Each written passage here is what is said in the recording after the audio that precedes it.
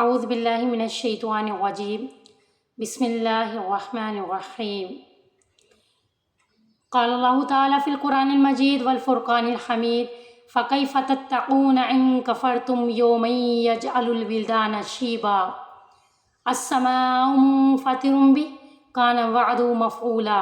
پھر کیسے تم بچو گے اگر تم نے کفر کیا اس دن کے عذاب سے کہ وہ کر دے گا بچوں کو بھی بوڑھا، آسمان پھٹ جائے گا باوجہ اس کی ہولناکی کے، اور اس کا وعدہ پورا ہو کر رہے گا۔ اللہ تعالیٰ حضرت آدم علیہ السلام کو حکم دیں گے کہ اخرج بعث النار، جہنم میں جانے والے لوگوں کو الگ کرو، جہنم میں جانے والے لوگوں کو نکالو۔ آدم پوچھیں گے اے اللہ جہنمیوں کی تعداد کتنی ہے، جہنم میں جانے والے لوگ کتنے ہیں؟ اللہ تعالیٰ فرمائیں گے ہر 1000 میں سے 999۔ تو اس وقت بچے بھی بوڑھے ہو جائیں گے اور ہر حاملہ عورت اپنا حمل گرا دے گی، یعنی 1000 میں سے 999 جہنم میں جائیں گے اور صرف ایک انسان جنت میں جائے گا۔ اب وہ جہنم کی ہولناکی، قیامت کی ہولناکیاں، قیامت کی گرمی، قیامت کی تباہی وہ کیا ہوگی؟ دوزخ کی آگ نہایت بلند و بالا ہے، تیز تیز شعلوں کی مانند اور سخت بھڑکنے والی ہوگی، جو منہ اور سر کی کھال کو جھلسا کر کھینچ لے گی، بدن سے کھال کو جدا کر دے گی، کھوپڑی کو پلپلا کر دے گی، ہڈیوں سے گوشت کو الگ کر دے گی، رگے اور پٹھے کھینچے جائیں گے، پنڈلیاں کٹ جائے گی، چہرے بگڑ جائیں گے اور ہڈیاں چور چور ہو جائے گی۔ اللہ تعالیٰ جہنم کو زبان عطا فرمائیں گے، وہ اپنی تیز تراز آواز سے ہر اس شخص کو پکارے گی جس نے دنیا میں حق سے منہ پھیرا، جس نے حق سے انکار کیا، رب کو پہچاننے سے انکار کیا، ایمان لانے سے انکار کیا، بخل کیا، کنجوسی سے کام لیا، مال کو گن گن کر رکھتا رہا، مال کی محبت میں زندگی گزاری اور اسے کسی نیک کام میں خرچ نہیں کیا۔ پھر وہ کافروں کو ایک ایک کر کے چن چن کر اس طرح اٹھائے گی جس طرح کوئی پرندہ زمین سے دانہ چگتا ہے، پرندہ زمین سے دانہ اٹھاتا ہے۔ اور قرآن پاک میں فرمایا کلما القی فیہا فوج سألہم خزانتہا الم یأتکم نذیر، جب بھی ڈالا جائے گا اس میں کوئی گروہ تو پوچھیں گے اس سے اس کے نگران، جہنم کے دروغہ پوچھیں گے الم یأتکم نذیر، کیا نہیں آیا تمہارے پاس کوئی ڈرانے والا؟ قالوا بلی قد جاءنا نذیر، تو وہ کہیں گے کیوں نہیں آیا تھا ہمارے پاس ڈرانے والا۔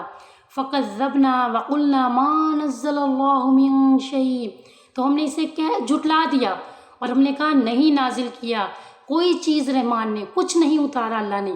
ان انتم الا فی ضلال کبیر، تم تو نیرے جھوٹے ہو، تم تو بڑی گمراہی میں پڑے ہوئے ہو، تم تو جھوٹ یعنی فی ضلال کبیر، تم گمراہی میں ہو۔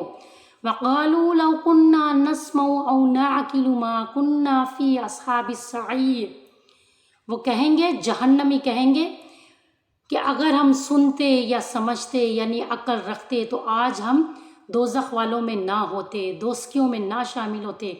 فاعترفوا بذنبہم فسحقا لاصحاب السعیر، پھر وہ اعتراف کریں گے اپنے گناہ کا، اپنے جرم کا، چنانچہ دوری ہے دوزخ والوں کے لیے۔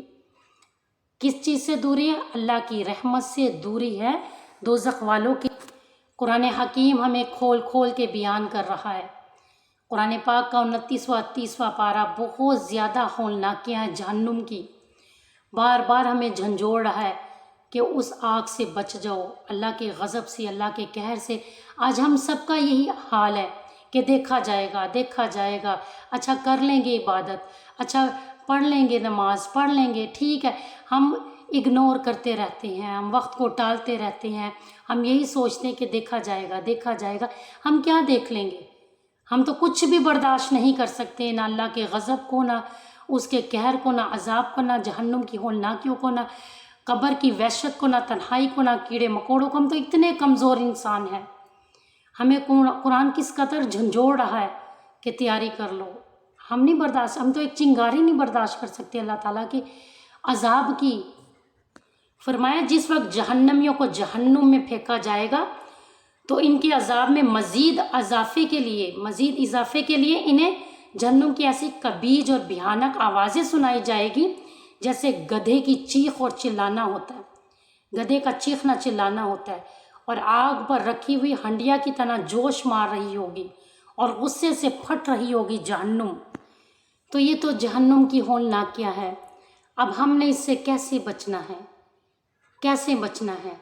اپنے رب کے ساتھ یقین سے زندگی گزار کے، تقوی کی، ایمانداری کی زندگی گزار کے، اور کبھی بھی اپنے آپ کو تنہا نہ سمجھے، اپنی تنہائی میں بھی اپنے آپ کو تنہا نہ سمجھے۔ انسان کبھی تنہا ہوتا ہی نہیں ہے، ہم کبھی بھی تنہا ہوتے نہیں ہیں، ہمیں ہر وقت ریکارڈ کیا جا رہا ہے، ریکارڈنگ ہو رہی ہے ہماری، آنکھیں کیمرہ، دماغ ہمارا ویڈیو ہے، ہمارا دماغ ہماری ویڈیو بنا رہا ہے ہر وقت۔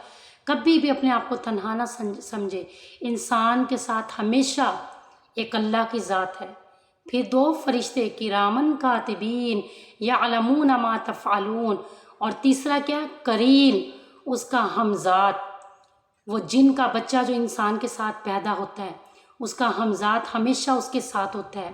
پھر اس کے اپنا وجود، اپنا جسم بھی ہمارا اپنا نہیں ہے، ہمارا اپنا جسم بھی ہمارا نہیں ہے، یہ وجود یا ہمارے خلاف ہوگا یا وجود ہماری گواہی دے گا۔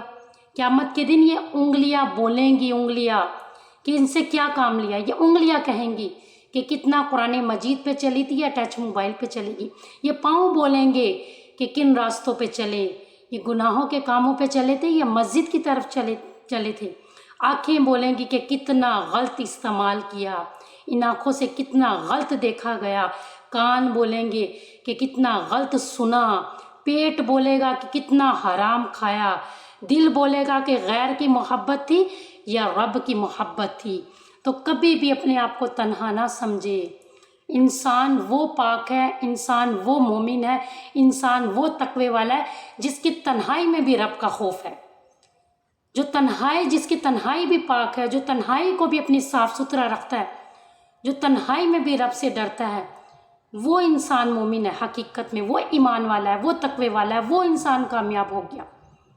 اور جس کی تنہائی میں گندگی ہے وہ انسان گندا ہے، بے شک وہ کلمے والا ہے، بے شک وہ روزے رکھنے والا ہے، نماز پڑھنے والا ہے، لیکن جس کی تنہائی میں گندگی ہے، جس کی تنہائی گندی ہے، وہ انسان بھی گندا ہے۔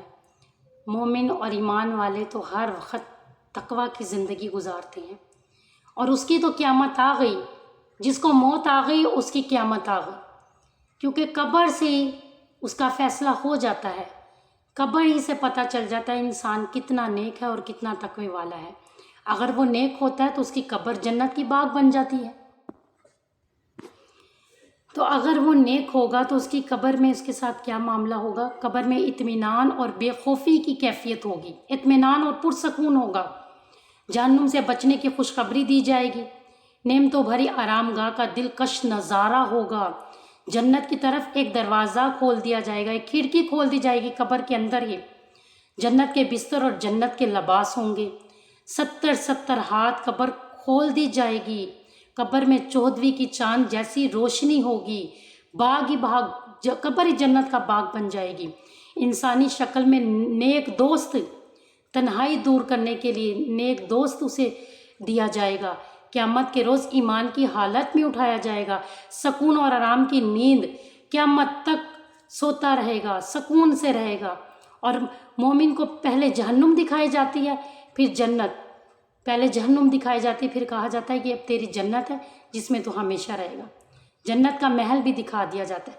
قبر انسان کی انتظار گاہ ہے، یعنی ویٹنگ روم ہے، قبر ہی سے پتہ چل جاتا ہے انسان جنتی ہے یا دوزخی۔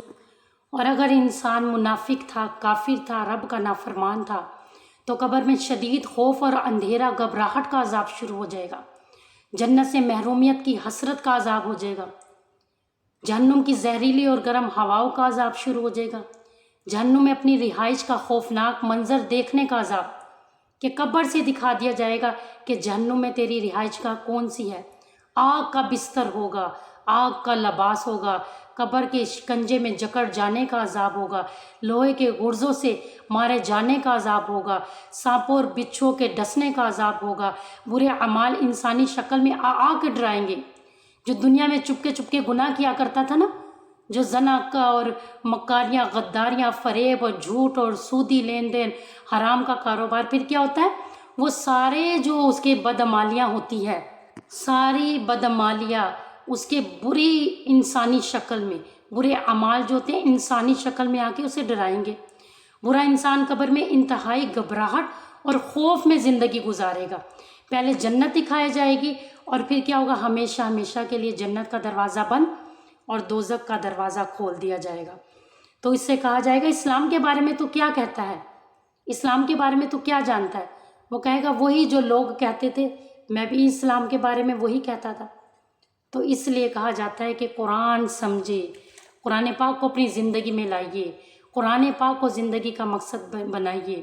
جو قرآن سے جڑ گیا وہ جنت سے جڑ گیا، جو قرآن سے جڑ گیا اللہ کی رحمت سے جڑ گیا۔ اللہ پاک ہمیں عمل والا بنائے۔ اللہ ان ہولناکیوں سے، جہنم کی اور قیامت کی ہولناکیوں سے ہم سب کو بچائے، اور اللہ تعالیٰ عمل کی توفیق عطا فرمائے۔ وما علینا الا البلاغ المبین۔